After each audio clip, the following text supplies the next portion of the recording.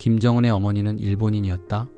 믿기 힘든 이 말은 단순한 음모론이 아니라 실제로 북한 내부와 외부에서 모두 한때 거론된 민감한 주제다. 세계에서 가장 폐쇄적인 나라, 그리고 그곳을 지배하는 가장 비밀스러운 가족. 김일성 가문, 이른바 백두혈통이라 불리는 그 집안의 이야기는 항상 신화와 조작, 그리고 진실이 뒤섞여 있었다. 하지만 이 이야기 속 한 여인은 그 어떤 인물보다도 미스터리했다. 김정은의 생모 고영희. 그녀는 북한의 공식 기록 속에서도 거의 존재하지 않는 사람이다. 이유는 단 하나였다. 그녀의 출신이 순수하지 않다는 것. 다시 말해 김정은이 백두혈통이 아니라는 이야기를 막기 위해서였다. 김정은의 어머니 고영희는 북한 내부에서 어머니, 장군으로 신격화된 인물 김정숙 김일성의 아내처럼 대대적으로 선전되지 않았다. 오히려 철저히 지워졌다. 하지만 외부 정보에 따르면 그녀는 일본 오사카에서 태어난 제1조선인이었다. 일본에서 자란 한 소녀가 어떻게 북한 최고 지도자의 아내가 되었는지, 그리고 왜 그녀의 존재가 그렇게 철저히 감춰졌는지를 따라가 보면 북한 권력의 가장 은밀한 구석이 보인다. 1952년 일본 오사카. 전쟁이 끝나고도 가난과 차별이 남아있던 시절, 한 제1조선인 가족이 살고 있었다. 아버지는 조총련 관계자였고 어머니는 평범한 일본계 여성이었다고 전해진다. 그 사이에서 태어난 소녀가 바로 고영희였다. 그녀의 어린 시절은 일본 사회에서 이방인으로 살아가는 고단함의 연속이었다. 학교에서는 차별을 받았고 친구도 많지 않았다. 하지만 춤을 추는 재능만큼은 뛰어났다고 한다. 그녀는 결국 무용의 길을 택했고 그 재능이 그녀를 평양으로 이끌게 된다. 1960년대 말 북한은 일본 내 조선인을 대상으로 대대적인 귀국 사업을 진행했다. 지상낙원 북한으로 돌아오라는 선전은 많은 제1조선인들에게 꿈처럼 들렸다. 일본에서 차별받던 그들은 조국으로 돌아간다는 생각에 설렘을 안고 북한행 배에 올랐다. 고영희도 그중 하나였다. 그녀는 1961년경 가족과 함께 북한으로 들어왔다. 하지만 도착한 현실은 선전과는 전혀 달랐다. 낙원은커녕 감시와 통제가 일상이었다. 그녀는 평양예술무용단에 들어가면서 본격적으로 북한 사회 상류층의 세계에 발을 들였다. 외모가 일본식으로 섬세하고 성격이 조용하면서도 단단했다고 전해진다. 당시 김정일은 예술단 출신 여성들과 자주 교류하던 시기였고 영화와 무용에 깊은 관심을 가지고 있었다. 바로 그곳에서 김정일과 고영희가 처음 만났다는 증언이 있다. 김정일은 예술을 사랑하는 남자였고 고영희는 예술로 주목받던 여자였다. 그 만남은 단순한 인연이 아니었다. 하지만 문제는 그녀의 출신이었다. 김일성 가문에서 가장 중요하게 여기는 건 혈통이었다. 혁명가 가문, 항일투사, 백두산의 피. 그런데 고영희는 일본에서 태어나고 자란 여성이었다.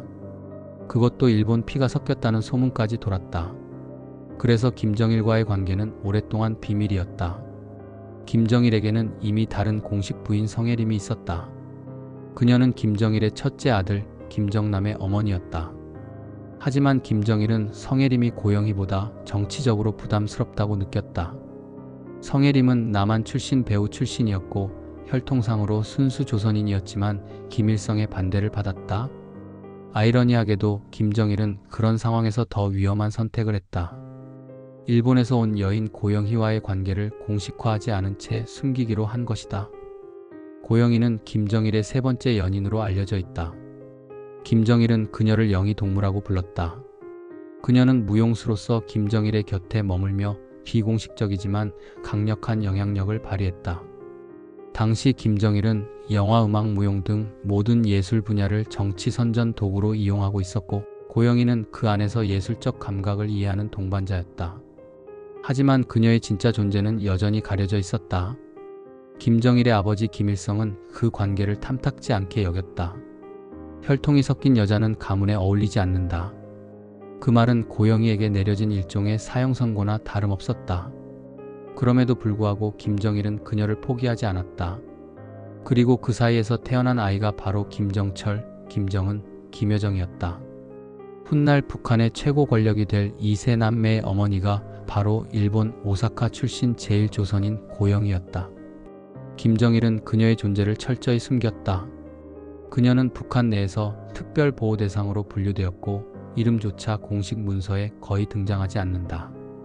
그녀가 등장하는 사진은 거의 없고 사망 이후에도 국영 매체는 그녀의 이름을 단 한 번도 부르지 않았다. 대신 존경하는 어머니, 위대한 어머니 등 익명화된 표현만 썼다. 2004년 고영희는 유방암으로 세상을 떠났다. 평양봉화진료소에서 치료를 받았지만 병은 이미 손쓸 수 없는 상태였다. 그녀의 죽음은 철저히 비밀에 붙여졌다. 김정일은 그녀의 장례를 극비리에 치렀고 그 존재를 북한 인민에게는 알리지 않았다. 당시 북한 주민들은 단지 김정일이 최근 심한 충격을 받았다는 정도의 소문만 들었다. 공식적으로는 아무 일도 없었다. 그러나 그때부터 김정은의 후계자 준비가 본격적으로 시작되었다. 그리고 김정은이 선택된 이유는 단순히 능력이 아니라 그의 어머니가 북한 내부의 특정 세력과 연결되어 있었기 때문이라는 해석도 있다. 고영희는 생전에 금수산의 여우로 불렸다. 그만큼 김정일 주변에서 막강한 영향력을 행사했기 때문이다. 그녀는 김정은을 어릴 때부터 특별히 밀어주었고 김정일에게 둘째 아들이 나라를 이끌어야 합니다라고 설득했다고 한다. 김정남이 실각한 이유 중 하나가 바로 이 때문이다. 김정남은 일본 디즈니랜드 사건 이후 신뢰를 잃었지만 그보다 앞서 이미 고영희의 입김으로 후계 경쟁에서 밀려나고 있었다. 김정은은 어머니의 보호 아래 성장했고 고영희는 그를 백두혈통의 정통 후계자로 만들기 위해 모든 걸 걸었다. 그러나 그 과정에서 그녀의 출신은 치명적인 약점이었다. 김정은의 어머니가 일본 출신이라는 사실이 드러난다면 백두혈통 신화 자체가 무너질 수 있었기 때문이다. 고영희는 김정일의 곁에서 점점 더 중요한 인물이 되어갔다. 겉으로는 조용한 무용수였지만 실상은 김정일의 일상과 결정에 깊숙이 관여한 여인이었다. 그녀는 사람을 다루는 감각이 뛰어났고 무엇보다 김정일의 성격을 누구보다 잘 이해했다. 김정일은 예술적 감수성이 강한 동시에 의심이 많은 사람이었다. 그는 자신을 무조건적으로 따르고 감정적으로 의지할 수 있는 사람을 원했다. 고영희는 그런 사람이었다. 그녀는 김정일의 세계에서 안식처 같은 존재였다. 그러나 동시에 그가 가장 숨기고 싶었던 약점이기도 했다. 1970년대 후반 김정일은 후계자로서의 입지를 다지기 위해 공식 석상에 자주 등장하기 시작했다. 그러나 고영희는 언제나 그림자였다. 그녀는 공식 기록 어디에도 이름이 남지 않았다. 대신 김정일의 사적 공간, 즉 봉화리 저택과 금수산 관저에서만 목격되었다.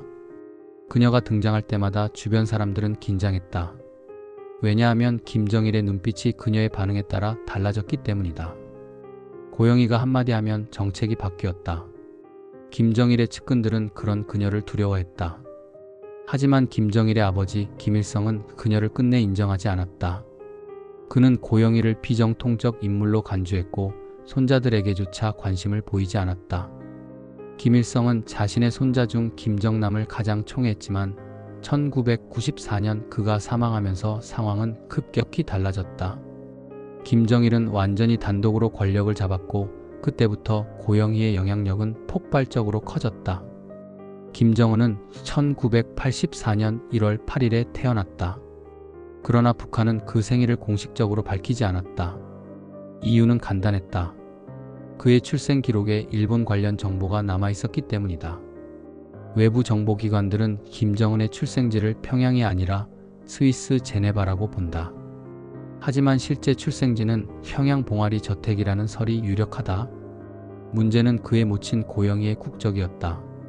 그녀는 일본 오사카에서 태어나 북한으로 들어올 때까지 일본 호적에 등록되어 있었다.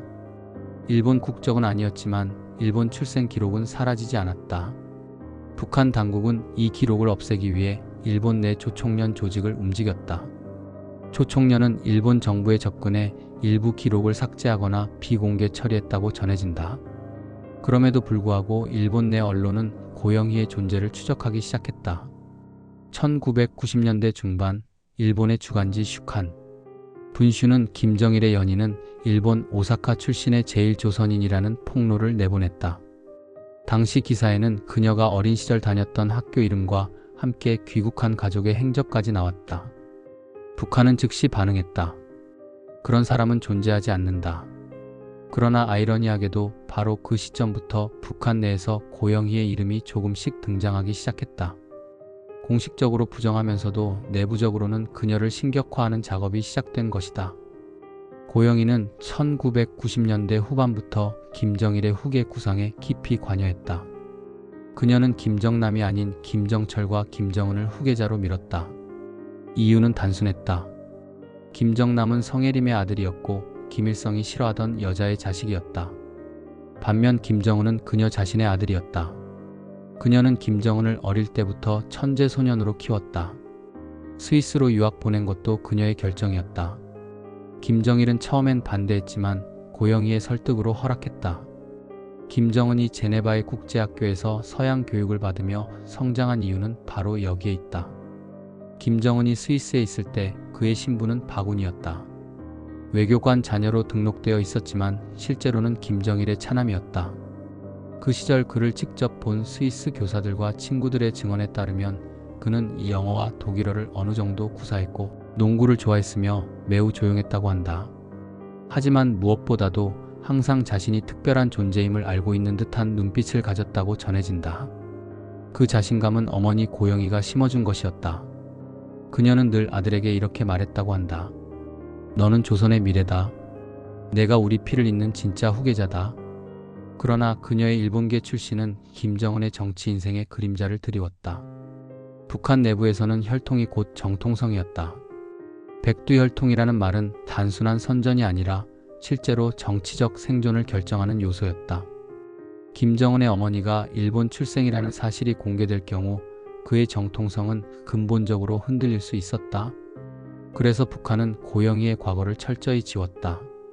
그녀의 일본 관련 기록은 모두 삭제되었고 북한 내에서는 고영희는 백두산 밀령에서 태어난 혁명가의 딸이라는 새로운 설정이 만들어졌다. 심지어 김정은의 생모가 김정숙의 영혼을 이어받은 여성이라는 신화까지 만들어졌다.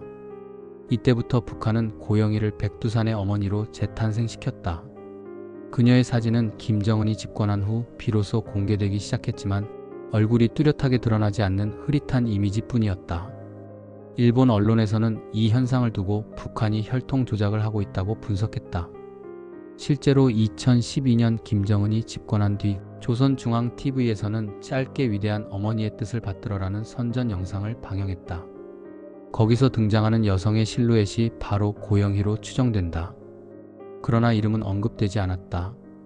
고영희의 일본 출생설을 뒷받침하는 또 다른 증거는 조총련 내부 문서에서 발견되었다. 일본 내 조선인 귀국자 명단 중에 고영희, 오사카 출생, 귀국 연도 1961이라는 기록이 존재했다. 이 문서는 1990년대 말 일본 언론에 의해 공개되었고 이후 북한은 조총련을 통해 해당 기록을 부인했다. 하지만 전문가들은 이 문서가 진본일 가능성이 높다고 본다. 이유는 당시 북한 내부에서도 일본 출생 귀국자 명단은 절대 외부에 공개하지 않았기 때문이다. 그것이 흘러나왔다는 건 내부 누군가의 의도적인 유출이라는 의미였다. 고영희의 출신은 단순한 혈통 논란을 넘어 북한 권력의 정통성 문제로 이어졌다. 김정은이 정식 후계자로 발표되던 2010년 북한은 내부적으로 이 문제를 놓고 격렬한 논쟁을 벌였다. 일부 군 간부들과 노동당 고위층은 그의 어머니가 일본 출신이라는 사실을 인민이 알게 되면 백두혈통 신화가 무너진다고 반대했다. 하지만 김정일은 단호했다. 피는 중요하지 않다. 나의 아들이다. 그의 한마디로 모든 반대는 사라졌다. 그리고 그 순간 북한의 역사는 새로운 방향으로 움직이기 시작했다. 그러나 세상은 그렇게 단순하지 않았다. 김정은이 집권한 이후 외부 언론들은 그의 어머니에 대한 조사를 계속 이어갔다. 일본 NHK는 2012년 다큐멘터리에서 김정은의 생모는 일본 오사카 출생, 제1조선인 고영희라는 제목으로 특집을 방영했다. 영상에는 그녀가 일본에서 어린 시절 다녔던 학교의 졸업 사진이 등장했고 같은 반 동창생의 증언까지 나왔다. 그녀는 조용하고 춤을 잘 추던 아이였다. 북한으로 간다고 했을 때 모두 놀랐다. 북한은 즉시 항의했다. 그러나 부정할수록 세상은 더 궁금해했다. 2000년대 초 김정일의 곁에 있던 고영희는 이미 북한 내부에서 막강한 영향력을 행사하고 있었다. 그녀는 군과 당의 간부들까지 직접 만날 수 있었고 김정은을 중심으로 한국의 구도를 사실상 완성시켰다. 하지만 그만큼 적도 많았다. 특히 김정일의 첫째 아들 김정남을 지지하던 세력은 그녀를 눈엣 가시로 여겼다. 그들은 고영희를 일본 피가 섞인 여자라고 비난하며 백두혈통을 더럽힌 인물이라고 몰아세웠다. 그러나 김정일은 그런 비난에도 아랑곳하지 않았다. 그는 이미 그녀에게 완전히 의지하고 있었다. 김정일의 주변 사람들은 이런 말을 남겼다. 장군님은 정치 이야기를 하다가도 영희 동무 얘기가 나오면 표정이 바뀌었다. 마치 세상에서 유일하게 마음을 놓는 존재처럼. 하지만 그녀의 몸은 서서히 쇠약해지고 있었다. 2002년부터 유방암 증세가 심해졌고 김정일은 최고 수준의 치료를 명령했다. 그녀는 평양봉화진료소에 입원해 치료를 받았지만 병은 이미 폐로 전이된 상태였다. 김정일은 매일 병실을 찾았고 그때마다 김정은과 김여정이 함께 있었다. 훗날 김정은이 어머니에 대한 이야기를 공개적으로 한 적은 없지만 주변의 증언에 따르면 그는 어릴 때부터 어머니에게 깊은 애착을 보였다고 한다. 그녀가 병상에 누워있을 때도 김정은은 늘 곁을 지켰다. 2004년 여름 고영희는 결국 세상을 떠났다. 그녀의 사망은 철저히 비밀에 붙여졌다. 평양에서는 어떤 장례식도 열리지 않았다. 김정일은 모든 것을 조용히 처리했다. 장례는 특수인물 비공개 의식으로 진행되었고 참여자는 10명 남짓이었다. 김정일은 눈물을 보이지 않았지만 이후 며칠 동안 공식 업무를 전면 중단했다. 북한 매체는 아무런 보도를 하지 않았고 대신 위대한 수령님께서 최근 심한 건강 이상을 겪고 계신다는 식의 문장이 신문 하단에 짧게 실렸다. 고영희라는 이름은 그 어디에도 등장하지 않았다. 이 사건 이후 북한의 내부 공기에는 묘한 변화가 생겼다. 김정은은 어머니의 죽음으로부터 단단해졌다. 김정일은 그녀가 세상을 떠난 뒤 더 이상 후계 구도에 망설이지 않았다. 그는 고영희의 뜻대로 김정은을 후계자로 결정했다. 2009년 김정은의 이름은 북한 내부 간부들에게 처음으로 알려졌다. 그는 용무일치형 젊은 지도자로 소개되었고 2010년 9월 노동당 대표자회에서 공식 후계자로 지명되었다. 그때부터 북한의 모든 선전 구조는 백두혈통의 세대 계승이라는 구호 아래 재정비되었다. 문제는 고영희의 존재를 어떻게 처리하느냐였다. 북한은 김정은의 정통성을 유지하기 위해 그녀의 출신을 완전히 재설정했다. 김정은이 공식적으로 등장하기 직전 북한의 내부 교양 자료에는 이런 문장이 추가됐다. 위대한 어머니께서는 백두산 혁명 전통의 피를 이어받은 분이며 혁명 위협의 계승자를 길러내신 위대한 혁명가이시다. 이 문장은 이후 교양 영화, 선전 포스터, 교과서에 반복적으로 등장했다. 그리고 위대한 어머니라는 표현은 점차 고영희를 가리키는 암호처럼 쓰였다. 하지만 외부 세계는 속지 않았다. 일본과 한국의 언론, 그리고 서방의 정보기관들은 그녀의 출신을 추적했고 결국 일본 오사카 출신 제1조선인이라는 사실을 거의 확정적인 것으로 판단했다. 미국 CIA 보고서에도 고영희의 일본 출생이 명시되어 있었다. 그러나 북한은 끝까지 이를 부인했다. 심지어 김정은 집권 후에도 고영희의 이름은 공식 기록에 등장하지 않는다. 다만 조선중앙TV가 2012년 위대한 어머니의 사랑이라는 다큐멘터리를 방영하면서 잠시 그녀의 실루엣이 등장했다. 영상 속에서 그녀는 김정은 어린 시절에 손을 잡고 있었고 나레이션은 이렇게 말했다. 혁명 위협의 계승자를 품에 안으신 어머니의 사랑은 백두의 눈처럼 순결하였다. 이름은 끝내 나오지 않았다. 고영희의 사후 북한은 그녀를 완전히 신화화했다. 김정은의 어머니가 일본인이라는 사실은 공식적으로 존재하지 않게 되었다. 대신 백두산의 혁명적 여성, 위대한 혈통의 어머니라는 새로운 인물이 만들어졌다. 김정은이 집권한 이후에도 그 설정은 더욱 강화되었다. 북한의 각종 행사에서는 고영희의 모습을 본딴 여성상이 등장했고 그녀의 생일로 추정되는 6월 22일에는 어머니의 날 행사가 열렸다. 하지만 그 어디에도 그녀의 이름은 표기되지 않았다. 일본에서는 이 현상을 기억의 삭제라고 불렀다. 언론과 학자들은 김정은 체제가 고영희의 일본 출신을 감추기 위해 국가적 차원의 역사 조작을 했다고 분석했다. 오사카에서 태어난 한 소녀가 북한 최고 권력의 어머니가 되었다는 사실은 북한 정권의 순혈, 신화를 무너뜨리는 상징이었기 때문이다. 북한 내부에서도 일부 지식인들은 이 사실을 알고 있었지만 아무도 입을 열지 않았다. 그건 단순한 비밀이 아니라 체제의 근간을 흔드는 금기였다. 김정은은 어머니에 대해 공식적으로 단 한 번도 언급하지 않았다. 그러나 그의 통치 스타일에는 그녀의 영향이 깊이 배어 있다. 김정은은 어머니처럼 감정적이고 직관적인 판단을 중시하며 사람을 선택할 때도 충성심보다 느낌을 본다고 한다. 또한 어머니가 무용수였던 만큼 그는 예술과 미학을 통치의 도구로 사용했다. 대형 공연, 화려한 퍼레이드, 스타일리시한 외모와 의상까지 그 모든 건 어머니로부터 물려받은 감각의 결과였다. 북한의 권력 역사 속에서 여성의 이름이 이렇게 강하게 남은 경우는 드물다. 김정숙이 항일의 어머니로, 고영희가 숨겨진 어머니로 자리한 것은 우연이 아니다. 두 사람 모두 체제의 신화를 유지하기 위한 상징이었다. 다만 김정숙은 조작된 영웅이었고 고영희는 감춰진 진실이었다. 북한은 하나의 영웅을 만들어내고 또 다른 진실을 지워버렸다. 그 이중 구조 속에서 김정은은 태어나고 자랐다. 이제 세상은 묻는다. 김정은의 어머니는 정말 일본인이었을까?